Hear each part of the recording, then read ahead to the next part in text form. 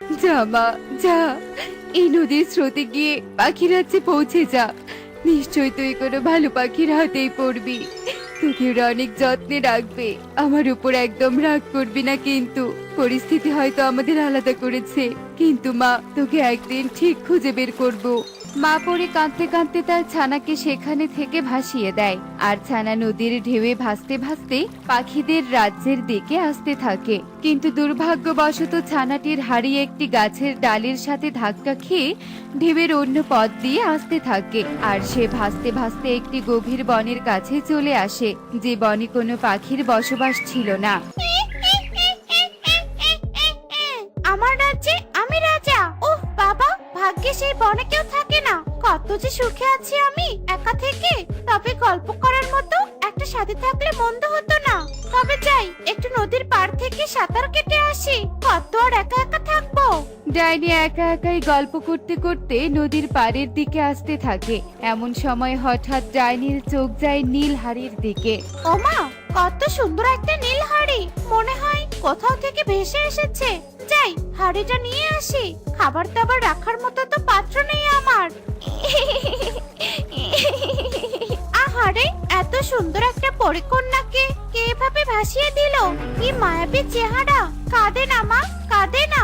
শুনেছি পরিরাজ্যে নাকি কোলাহল চলছে, তাই হয়তো এভাবে ভাসিয়ে দিয়েছে। আয় মা আয়, আজ থেকে তুই আমার কাছেই থাকবি।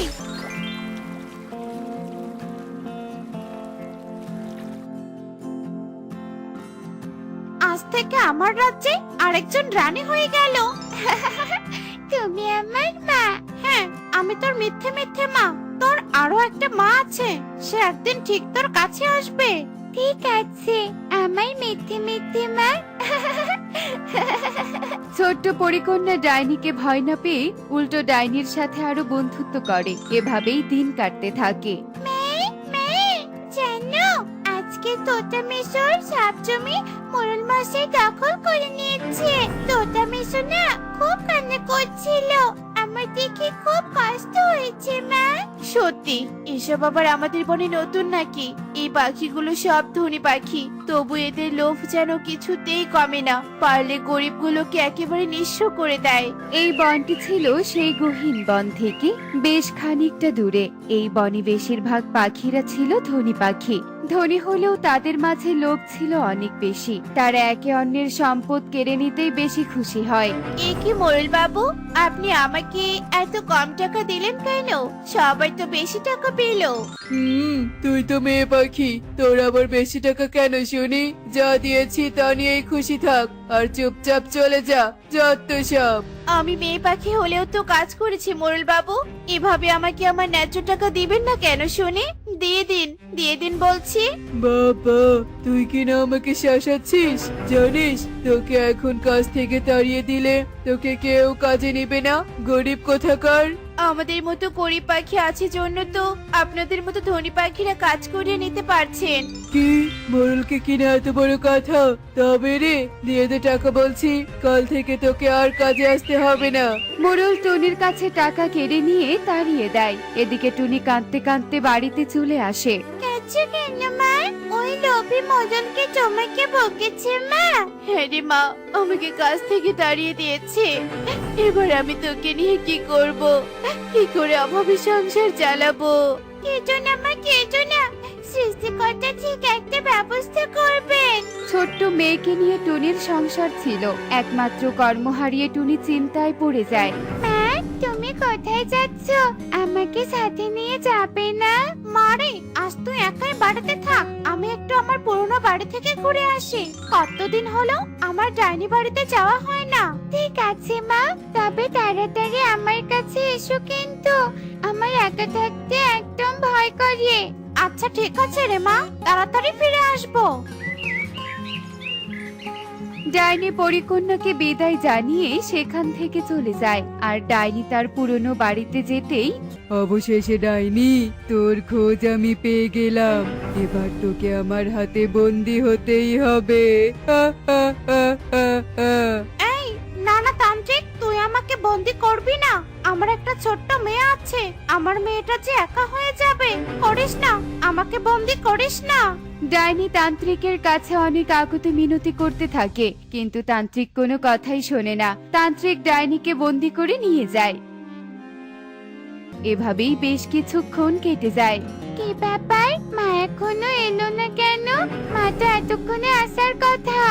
এভাবেই সময় পার হতে থাকে। এদিকে ডাইনি আর ফিরে আসে না। পরিকন্যা তবুও মায়ের জন্য অপেক্ষা করতে থাকে। এভাবেই দুদিন কেটে যায়, তবুও ডাইনি আসে না।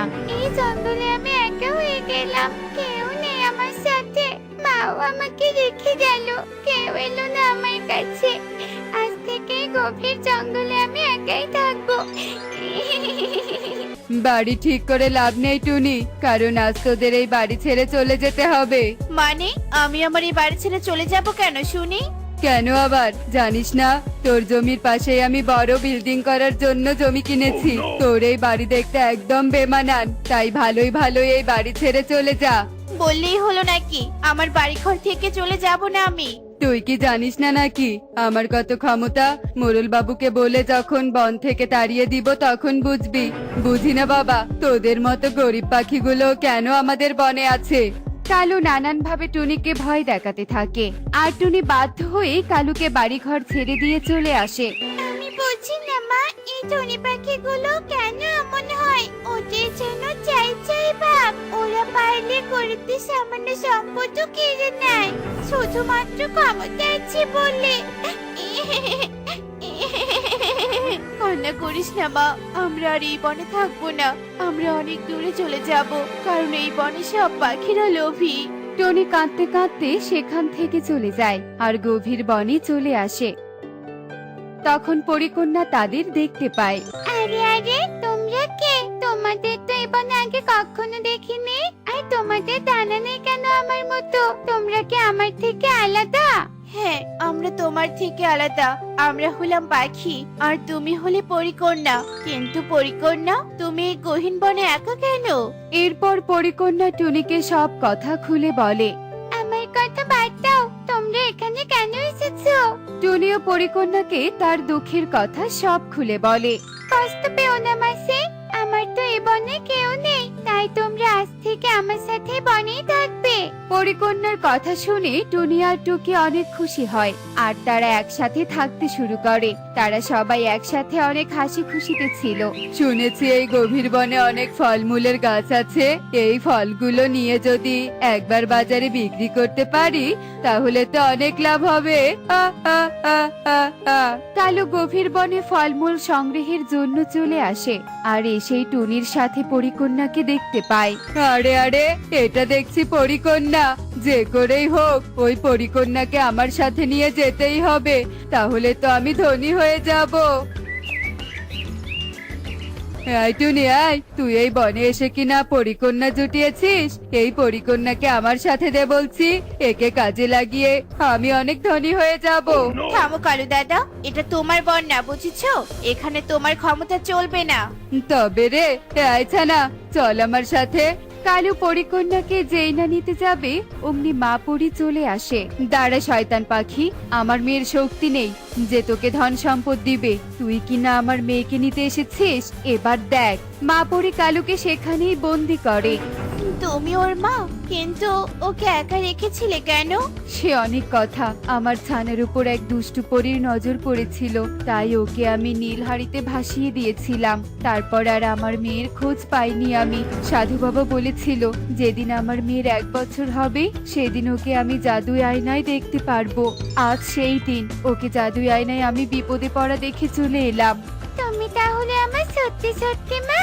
হ্যাঁ রে মা, তবে টুনি তোমাকে অনেক ধন্যবাদ। তুমি আমার মেয়েকে এতদিন দেখেছো। না না পরি, তোমার কন্যাই আমাকে আশ্রয় দিয়েছে। আমি এতদিন এক ডাইনি মায়ের কাছে ছিলাম মা, জানি না সে কোথায় গেল। কাঁদিস না মা, আমি জাদুই আয়নায় দেখছি।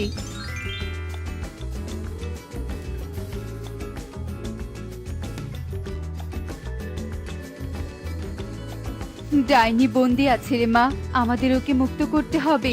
চল টুনি, তুমিও আমার মেয়েকে এতদিন দেখে রেখেছো, তাই এই সোনার মোহর তোমার। তোমরা মা মেয়ে এখন থেকেই বনেই থাকবে। এই কালুকে আমি গহীন বনে বন্দি করে রাখবো, আর পরিরাজ্যে যাওয়ার সময় ডাইনিকে মুক্ত করব। এরপর মা পরি তার কন্যাকে নিয়ে চলে যায়, আর টুনি পরীর দেয়া সোনার মোহর দিয়ে সুখে দিন কাটাতে থাকে, আর কালু তার পাপের শাস্তি পায়। এমনই সব মজার মজার শিক্ষণীয় টুনি পাখির গল্প দেখতে আমাদের সাথেই থেকো। আর গল্পটি কেমন হয়েছে তা কমেন্টসে জানাতে ভুলো না কিন্তু। Bye bye. চারদিকে সুন্দর এই ঝলমলে বনটি দেখছেন, এই বনটির নাম মায়াতলি। বনটির নাম যেমন সুন্দর, বনের চারদিকের পরিবেশ আরো বেশি সুন্দর। ফুল ফলে ভরা এই বনটি। এই বনে বাস করত কালু নামের এক চালাক কাক। কালু খুব চালাক ও ধনী পাখি ছিল, তাই তার অহংকার ছিল অনেক বেশি। আমি খেলতে যাচ্ছি। কতদিন থেকে সবার সাথে খেলতে চাই না, তুমি কিন্তু চিন্তা করো না, আমি তাড়াতাড়ি ফিরে আসবো। আচ্ছা ঠিক আছে রে মা, তাড়াতাড়ি ফিরে আসিস, না হলে তোর বাবা আবার আমার সাথে রাগ করবে। আচ্ছা ঠিক আছে মা, আমি এবার তবে আসি। আচ্ছা ঠিক আছে রে মা, যা তাহলে। এ কথা বলে টুকি পারুল ও কুহুর সাথে খেলার জন্য যায়। অন্যদিকে পারুল ও কুহু তারা দুজন খেলা করছিল। কি যে পাগল কুহু, আমাকে ছেড়ে খেলা শুরু করে দিয়েছিস? মা বলেছে তোদের মতো গরিব পাখিদের সাথে যেন আমি না খেলি। আমি যে গরিব বলে কি তোদের সাথে খেলতে পারবো না? নে না যে আমাকে খেলতে, নে না। না না, তোকে আমরা খেলতে নিতে পারবো না, তুই যা তো এখান থেকে, যা। এবার চল তো, আমরা এখান থেকে চলে যাই, এসব গরিবদের দেখতে ইচ্ছে করে না। এ কথা বলে কুহু ও পারুল সেখান থেকে চলে যায়, আর টুকি মন খারাপ করে কান্না করতে করতে বাড়িতে চলে আসে। কি রে মা টুকি, কান্না করছিস কেন? কি হয়েছে মা তোর? জানো মা, আমি যে গরিব বলে ওরা কেউ আমাকে খেলতে নেয়নি। মা, গরিব পাখিরা কি খুব খারাপ হয়? না রে মা, আসলে বেশি ধন সম্পদ নিয়ে অহংকার করতে নেই, বুঝলি? আর যার যতটুকু আছে অতটুকু নিয়ে সন্তুষ্ট থাকা উচিত। ওরা খেলতে নেয়নি তো কি হয়েছে, তুই বাড়িতে একা একা খেল মা। একা একা খেলতে কি ভালো লাগে? কি আর করবি রে মা, এছাড়া যে আর কোনো উপায় নেই। আয় এখন হাত মুখ ধুয়ে খেতে আয় দেখি। আচ্ছা ঠিক আছে মা। এ কথা বলে তারা হাত মুখ ধুয়ে খেতে বসে। খাওয়া শেষ করে সে বাড়ির মধ্যে একা একা খেলতে থাকে। এভাবেই বেশ কয়েকদিন কেটে যায়।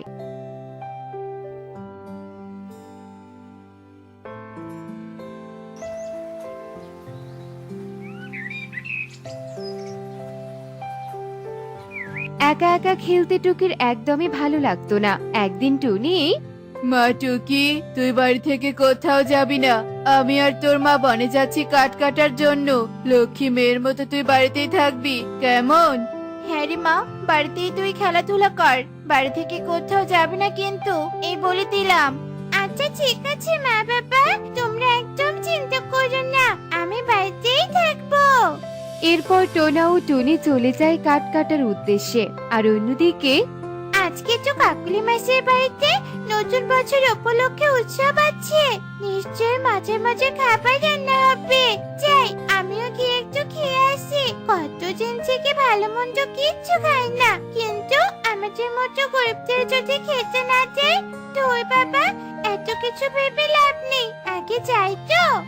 এ কথা বলে টুকি বাড়ি থেকে কালু ও কাকুলির বাড়িতে চলে যায়। টুকি কালুর বাড়িতে গিয়ে দেখতে পায় অনেক বড় অনুষ্ঠান হচ্ছে। সেখানে পারুল, কুহু, সুখী, টিয়ে, ময়ূরী সবাই আছে। এরপর টুকি ভয় ভয় করে এগিয়ে যায় কাকুলির দিকে। কাকুলি মাসি, ও কাকুলি মাসি, নতুন বছর উপলক্ষে তোমাদের বাড়িতে অনুষ্ঠান করছো, আমাকে কিছু খেতে দাও না গো, অনেকদিন থেকে ভালো মন্দ কিচ্ছু খাই না। এই কি কাকুলি দিদি, তুমি এসব গরিব ছোট লোকদের নিমন্ত্রণ করেছো? আগে জানলে আমরা আসতামই না। সত্যি তো কাকুলি দিদি, এসব গরিবদের সাথে আমাদের একসাথে খাবার খেতে হবে? ছি ছি ছি ছি। আরে টিয়ে সুখী, তোরা এসব কি বলছিস? আমি কেন এসব গরিবদেরকে নিমন্ত্রণ দিব বলতো দেখি? এই টুকি, এই তুই এখান থেকে চলে যা, চলে যা বলছি। তোদের মতো গরিবদের খাবার এই বাড়িতে হবে না।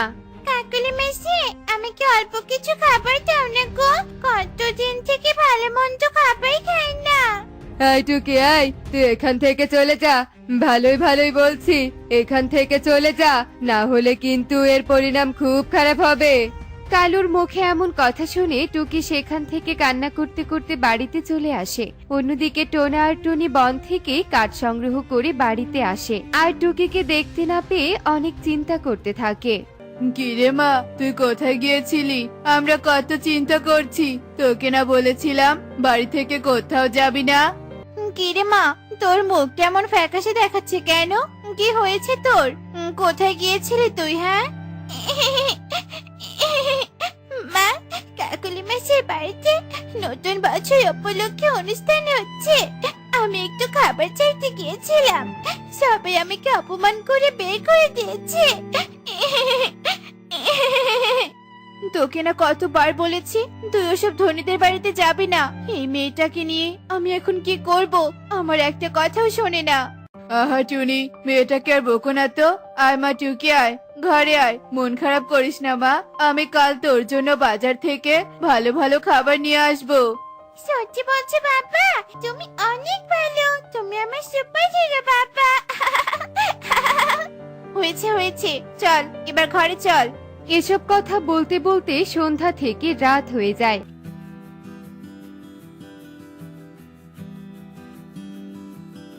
রাতের খাবার খেয়ে তারা সবাই একসাথে ঘুমিয়ে পড়ে।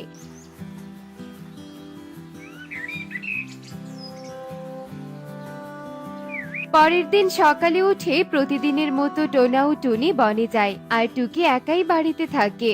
প্রতিদিন বাড়িতে একা একা থাকতে আর ভালো লাগে না। এদিকে আমার কোনো খেলার সাথীও নেই। যাই, আমি বরং জঙ্গলে যাই, সেখানে নাকি অনেক ফুল ফল পাওয়া যায়। এ কথা বলে টুকি জঙ্গলের উদ্দেশ্যে রওনা দেয়, আর কিছুক্ষণের মধ্যেই টুকি জঙ্গলের ভেতরে ঢুকে পড়ে। কে তুমি? এই জঙ্গলে কি করছো? আমি টকি, আমার কোনো বন্ধু নেই, তাই আমি এই জঙ্গলে এসেছি ঘুরতে, কিন্তু এসে পথ হারিয়ে ফেলেছি। ও আচ্ছা, এই ব্যাপার। চিন্তা করো না তুমি টুকি, আজ থেকে আমি তোমার সাথে খেলবো। সত্যি বলছো? তুমি আমার সাথে খেলবে? হ্যাঁ, আজ থেকে আমরা দুজন বন্ধু। এরপর টুকি ইঁদুরের সাথে বন্ধুত্ব করে। ইঁদুর বন্ধু, আজ তাহলে আমি আসি, মা না হলে অনেক চিন্তা করবে। আচ্ছা ঠিক আছে বন্ধু, কালকে আবার এসো তুমি।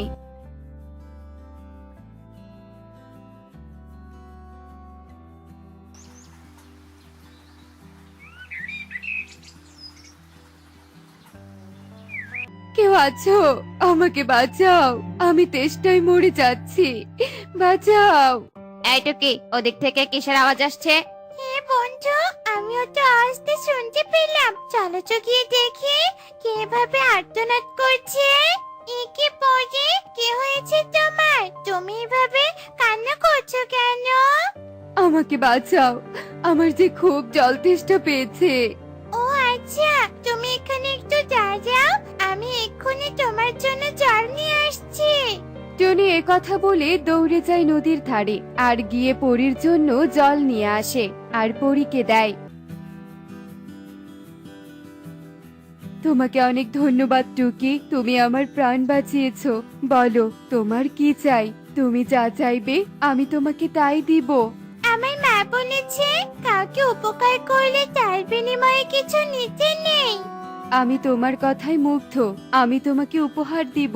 বলো তোমার কি চাই? আমি কিচ্ছু চাই না, শুধু বনে সবাই আমাদেরকে গরিব বলে অপমান করে, তাই আমি বনে সবার মতো হতে চাই। আচ্ছা ঠিক আছে, তাই হবে। এরপর পরি তার জাদু শক্তি দিয়ে টুকির বাড়িটা একটি সুন্দর বাড়িতে রূপান্তরিত করে দেয়। তুমি বাড়ি ফিরে যাও, আর বাড়িতে গিয়ে দেখবে তোমার বাড়ির জায়গায় একটা সুন্দর বাড়ি হয়েছে, আর ওই ঘরে তোমার প্রয়োজনীয় সবকিছুই থাকবে। পরি, সত্যি বলছো? তোমাকে অনেক ধন্যবাদ। আচ্ছা ঠিক আছে টুকি, তাহলে আমি এখন আসি। কখনো বিপদে পড়লে আমাকে স্মরণ করো, আমি হাজির হব। এ কথা বলে পরি সেখান থেকে চলে যায়। অন্যদিকে ইঁদুর ও টুকি তাদের বাড়িতে চলে যায়, আর বাড়িতে গিয়ে দেখে সত্যি সত্যি সেই বাড়িটি। আরে সত্যি তো, তাহলে পরি আমাকে উপহার দিয়েছে। কি মজা কি মজা, কি সুন্দর একটা বাড়ি। এরপর টোনা ও টুনিকে টুকি সব কথা খুলে বলে। টোনা টুনি শুনে খুব খুশি হয়। তাদের এসব কথা আড়াল থেকে কুহু শুনে তার বাবা মার কাছে আসে আর সব ঘটনা কালুকে খুলে বলে। কি বলছিস এইসব? তোর কথা যদি সত্যি হয় তাহলে ওই টোনাটুনির কাছ থেকে যেভাবেই হোক ওই ঘর আমাকে নিতেই হবে। এরপর এভাবেই কয়েকদিন কেটে যায়।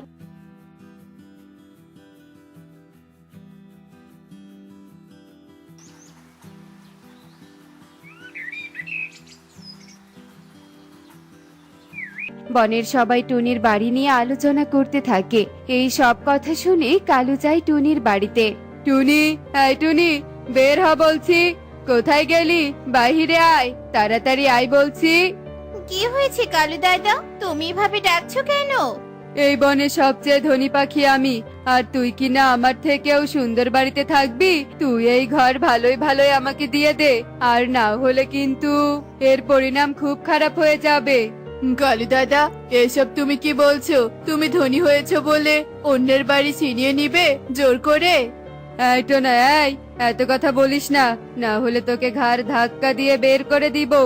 কালু দাদা, এমন করো না, দয়া করো আমাদেরকে, এভাবে অন্যায় ভাবে আমাদের বাড়িটা কেড়ে নিও না। আচ্ছা ঠিক আছে, তোদের এমনি এমনি দিতে হবে না। এই ঘর আমার কাছে, তুই বিক্রি করে দে। এই নে টাকা, এই টাকার বিনিময়ে আমাকে ঘর দিয়ে দে। এরপর কালু অল্প কিছু টাকার বিনিময়ে সেই ঘর টুনির কাছ থেকে কিনে নেয় আর টোনা টুনি টুকিকে বাড়ি থেকে বের করে দেয়। দেখলি তো তোর কাছ থেকে কিভাবে ঘরটা নিয়ে নিলাম। এরপর টোনা টুনি ও টুকি কোথাও আশ্রয় না পেয়ে জঙ্গলের মধ্যে হাঁটতে থাকে আর তখনই সেখানে সেই পরী প্রকট হয়। হে কি টুকি, কি হয়েছে তোমার? কান্না করছো কেন? এরপর টুকি পরীকে সব কথা খুলে বলে। সব শুনে পরী বলে, ও ওই শয়তান কালুকে তোর উচিত শিক্ষা দিতেই হয়। তোমরা নিয়ে চলো আমাকে ওর কাছে। এরপর পরী ও সবাই মিলে কালুর কাছে যায় আর পরী বলে, তোর এত বড় সাহস, তুই অসহায় পাখিদের ঘর দখল করে নিয়েছিস। এবার আমি তোকে উচিত শিক্ষা দিব। আমাকে ক্ষমা করে দাও, আমার খুব বড় ভুল হয়েছে। অন্যের কাছ থেকে সবকিছু দখল করে নিতে চাইলে নিজের সবটুকুই হারাতে হয়। এরপর পরী তার জাদু শক্তি দিয়ে কালুর সব অর্থ সম্পদ ধ্বংস করে দেয় আর কালু সব হারিয়ে নিঃস্ব হয়ে যায়। অন্যদিকে টুনি তাদের ঘর ফিরে পায় আর সবাই মিলে একসাথে সুখে শান্তিতে বসবাস করতে থাকে।